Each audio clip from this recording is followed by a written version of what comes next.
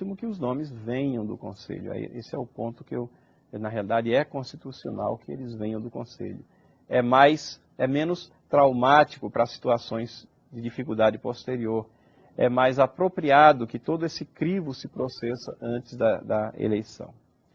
Os nomes devem ser os que passaram no exame de vida e de testemunho à luz das qualificações que foram exigidas pela palavra. Uma boa prática de respeito à Assembleia, e eu sei também que isso é controverso e difere de igreja para igreja. Na igreja na qual sou presbítero, a prática vem uma cédula com os nomes, mas vem também um lugar com uma linha em branco, para que qualquer nome ou nomes que preencham as qualificações bíblicas e constitucionais possa ser colocado ali no qual a Assembleia deseje votar. A Assembleia, se isso for o caso, a Assembleia deve ser alertada, entretanto, que se tal pessoa for eleita, ou seja, se for eleita uma pessoa cujo nome não consta na cédula, essa é uma possibilidade, o Conselho continuará exercitando a sua prerrogativa e direito de supervisão espiritual da Igreja, aprofundando o exame antes da ordenação, havendo a possibilidade da eleição não ser confirmada por discrepância bíblica ou constitucional. Se a pessoa não se encaixa nos requerimentos, então não deve ser ordenada, né? A Constituição diz o seguinte no artigo 112. Só poderão votar e ser votados nas assembleias da igreja local os membros em plena comunhão, cujos nomes estiverem no rol organizado pelo Conselho, observado o que estabelece o artigo 13 e seus parágrafos. Então, de uma certa forma, a Constituição abre essa possibilidade de votar ou ser votado todos aqueles que estiverem naquele rol, né, em plena comunhão, que preencham as demais qualificações que já foram explicitadas ou na Constituição ou na Palavra de Deus, nas diretrizes contidas nas cartas pastorais. O quinto ponto é a Assembleia. Vamos falar um pouco sobre a Assembleia. A Assembleia é sempre extraordinária. Não pode haver uma eleição numa Assembleia ordinária. A Assembleia é sempre uma reunião extraordinária, convocada com o fim específico de promover aquela eleição, devidamente convocada pelo boletim da igreja ou divulgada por meio apropriado, com antecedência constitucional, e o modelo de estatuto da igreja local contido na Constituição especifica o seguinte: da Assembleia, é o capítulo 3º, artigo 4º.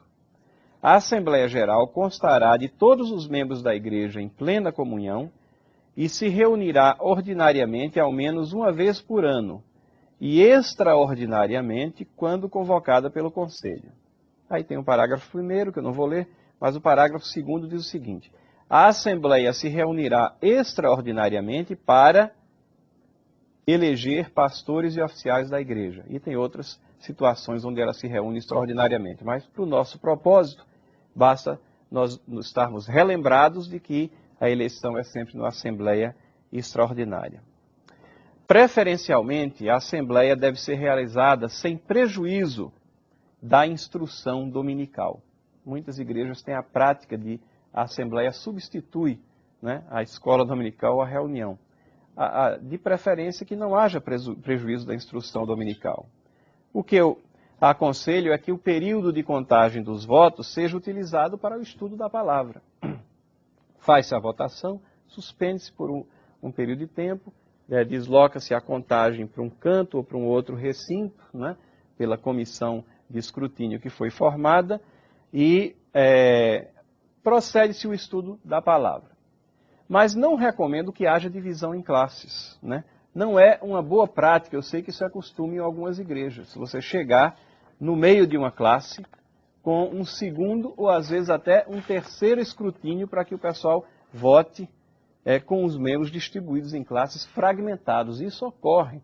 Isso é terrível, isso não é uma boa prática de assembleia. A instrução da palavra deve existir, mas vamos ter uma classe conjunta então naquele dia. Vamos estar planejando a situação, vamos estar prevendo a possibilidade e a necessidade de um segundo ou de um terceiro escrutínio, mantendo todo o povo coeso, de forma ordeira, né, como convém. essa divisão de classes e às vezes a fragmentação, ou às vezes até uma posterior reunião, depois que todo mundo foi disperso, isso descaracteriza uma assembleia ordeira. O sexto ponto que eu queria ver nessa questão de como escolher o presbítero é a questão do ser provado, da instrução e da observação atenta. 1 Timóteo, capítulo 3, versículo 10, diz que os oficiais sejam primeiramente experimentados. O trecho está no meio das instruções que são dadas aos diáconos. Então alguém pode dizer, isso aí só vale para os diáconos, para os presbíteros, não. Mas note que o texto que está no meio das instruções dadas aos diáconos diz, também sejam. Então esse também sejam mostra que essa necessidade é também válida para aqueles cuja instrução já veio anteriormente, ou seja, semelhantemente aos presbíteros, sejam primeiramente experimentados. O que é esse ser experimentado ou ser provado? Né? Precisamos examinar, mas já sabemos que isso é parte do processo de seleção do oficialato. O texto enfatiza primeiramente, e eu entendo isso como sendo antes que entrem no pleno exercício das atividades. Mas o que é ser experimentado? O que é ser provado? Que período de teste é esse? Isso acontece antes ou depois da eleição? Uma das respostas que a gente pode dar a essa pergunta é que a aferição de vida e a aferição do testemunho, com as características que foram colocadas muito claramente por Paulo, isso já é parte do exame, já é parte do experimentar, do provar. Quando você está aferindo um testemunho, um registro de vida, o que as pessoas sabem de uma determinada pessoa, com aquilo que é requerido para aquele ofício. Isso já é parte do exame. E essa tarefa não é só do conselho, né? Essa tarefa é uma tarefa dada aos membros, à Assembleia, eles devem estar visualizando. Para isso é necessário que eles saibam em detalhes o que é requerido dessas pessoas. A congregação deve igualmente estar sempre sendo instruída sobre o caráter que Deus deseja para os oficiais da igreja. E esse caráter, é óbvio, ele é um caráter que é modelo para os demais membros. Quando a congregação é instruída sobre contra aqueles pecados e sobre aquelas virtudes, por exemplo, que nós encontramos em Tito, capítulo 1, versículos 5 a 9, ela está sendo instruída com relação à postura de vida individual de cada membro também do corpo de Cristo. Então, nunca é demais nós estarmos reforçando aquilo que Paulo indica como sendo características desejáveis e ideais. Se existem objeções que são conhecidas por alguém com relação a qualquer pessoa, com relação a essas características, essas objeções devem ser trazidas ao conhecimento do Conselho se nos encontramos no meio desse processo de eleição.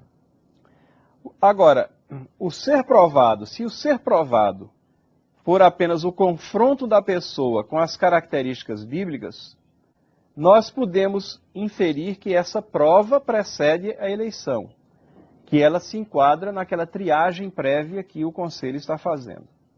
Mas eu não considero fora de propósito que esse ser primeiramente provado, essa expressão que é utilizada aqui, que isso envolva também, que isso compreenda a inserção em algumas atividades do Conselho de candidatos já eleitos, para que sejam observados quanto à sua instrução, suas atitudes, o seu caráter,